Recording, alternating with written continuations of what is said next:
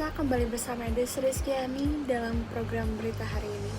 Pemirsa, Pancasila sebagai dasar negara dan pedoman kehidupan berbangsa seharusnya menjadi landasan dalam setiap perilaku masyarakat Indonesia. Namun di tengah kemajuan zaman, masih sering kita temui berbagai tindakan yang mencerminkan pelanggaran terhadap nilai-nilai luhur Pancasila. Kasus yang melibatkan Lia Eden, seorang warga Jakarta yang mengaku mendapatkan wahyu langsung dari malaikat Jibril dan mendirikan komunitas keagamaan yang disebut komunitas Eden. Pernyataan dan ajarannya sempat menghebohkan masyarakat serta menimbulkan kontroversi di berbagai kalangan karena dianggap menodai ajaran agama dan bertentangan dengan sila pertama karena ia mengaku menerima wahyu dari malaikat Jibril dan mendirikan ajaran baru yang menggabungkan unsur beberapa agama. Tindakan tersebut dianggap menyimpang dari ajaran agama resmi dan menimbulkan keresahan di masyarakat. Oleh karena itu, perbuatannya dinilai bertentangan dengan nilai ketuhanan yang Maha Esa, yang menuntut agar umat beragama berpegang teguh pada keimanan masing-masing tanpa menodai keyakinan orang lain. Peristiwa penemuan bayi perempuan disolokan di kawasan Cipete Utara, Kebayoran Baru, Jakarta Selatan terjadi pada Senin 22 September 2025. Bayi malang tersebut ditemukan terbungkus kantong plastik berwarna biru di saluran air dekat rumah warga. Warga setempat awalnya mendengar suara tangisan yang dikira suara anak kucing, namun setelah diperiksa ternyata suara tersebut berasal dari kantong plastik biru di selokan. Kondisi bayi perempuan tersebut ditemukan masih dalam kondisi hidup dengan tali pusar masih menempel, menunjukkan pelanggaran serius terhadap nilai kemanusiaan.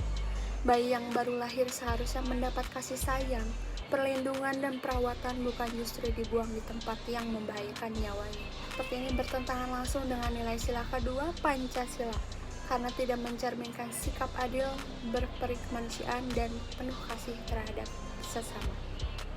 Tawuran antar pelajar di Majalengka terjadi antara dua kelompok siswa dari berbeda sekolah.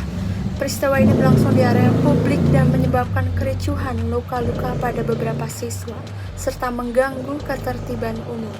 Polisi yang datang ke lokasi langsung membubarkan massa dan mengamankan sejumlah pelajar yang terlibat.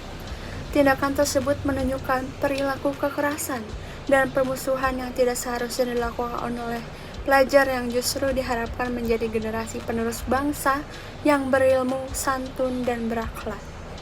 Makna sila ketiga adalah menjunjung tinggi semangat persatuan, menghindari permusuhan, dan menempatkan kepentingan bangsa di atas kepentingan kelompok. Dalam pelanggaran ini, tawuran menumbuhkan permusuhan dan perpecahan antar pelajar dari sekolah yang berbeda. Tindakan tersebut menciptakan citra negatif terhadap pelajar Indonesia dan berpotensi merusak persaudaraan sesama anak bangsa. Mereka lebih mengedepankan ego kelompok daripada rasa persatuan dan kebersamaan. Kekerasan bukan hanya melanggar hukum, tetapi juga merusak nilai kemanusiaan, moral, dan persatuan bangsa.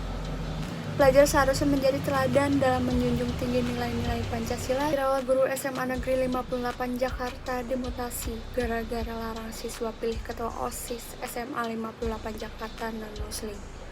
Dalam kasus ini, seorang guru SMA Negeri 58 Jakarta dilaporkan melakukan tindakan yang dibilang melarang siswa memilih calon ketua OSIS yang berasal dari agama non-muslim. Karena tindakan tersebut menjadi viral, guru tersebut kemudian dimutasi, dipindahkan tugas oleh pihak sekolah atau dinas pendidikan. Dalam kasus SMA Negeri 58 Jakarta, guru diduga melarang siswa memilih calon ketua OSIS yang non-muslim. Tindakan ini mengabaikan prinsip demokrasi dan hak pemilihan siswa. Siswa kehilangan kesempatan untuk berpartisipasi secara bebas dan adil dalam pemilihan OSIS. Perbuatan ini juga menimbulkan diskriminasi berbasis agama yang bertentangan dengan musyawarah yang adil dan bijaksana. Dengan kata lain, guru tersebut menyimpang dari nilai sila keempat Pancasila karena pemilihan seharusnya dilakukan secara demokratis dan inklusif, bukan berdasarkan tekanan atau larangan yang diskriminatif. Berikut kasus Juliari Peter Batubara, mantan Menteri Sosial Republik Indonesia yang terjerat korupsi dana bantuan sosial COVID-19 termasuk aspek potensi hukuman mati. Juliari Batubara ditangkap oleh Komisi Pemberantasan Korupsi pada Desember 2020 terkait dugaan korupsi dalam pengadaan paket bansos COVID-19 di wilayah Jabodetabek. Ia terbukti menerima uang suap senilai 32,48 miliar dari beberapa vendor terkait pengadaan paket sembako. Untuk perkara ini, ia dijatuhkan vonis penjara selama 12 tahun plus denda 500 juta dan uang pengganti 14 miliar rupiah. Terkait hukuman mati, ada wacana bahwa karena korupsi dilakukan dalam kondisi darurat pandemi COVID-19 yang dimana bencana, maka bisa termasuk dalam ketentuan yang memungkinkan pidana mati menurut UU Tipikor. Dalam konteks kasus Juliari adalah dana bantuan sosial COVID-19 seharusnya diberikan kepada masyarakat yang terdampak pandemi, yaitu mereka yang secara ekonomi lemah dan sangat membutuhkan. Korupsi dalam pengadaan paket bansos berarti sebagian dana yang seharusnya untuk masyarakat tersedot untuk keuntungan pribadi.